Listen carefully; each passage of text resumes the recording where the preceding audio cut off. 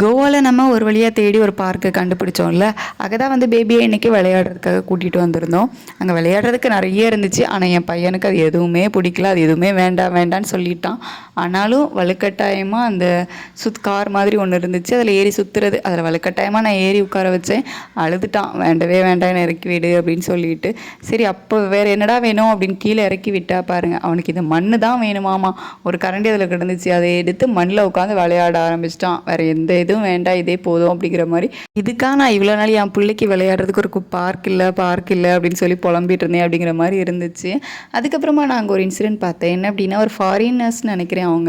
அவங்க குழந்தைங்க விளையாடுறதுக்காக கூட்டிகிட்டு வந்திருந்தாங்க. குழந்தை விளையாடி முடிச்சதுக்கு அப்புறமா அந்த ஸ்டோரில் இருக்குல்ல, அதில் உட்கார வச்சு கை கால் எல்லாமே வந்து டிஷ்யூ பேப்பர் வச்சு தொடச்சிட்டு இருந்தாங்க. நான் ஓகே பரவாயில்ல, குழந்தைக்கு வந்து நல்லா ஹைஜீனாக இருக்கணும் அப்படிங்கிறதுக்காக எல்லாம் பண்ணுறாங்க அப்படின்னு பார்த்துட்டு இருந்தேன்.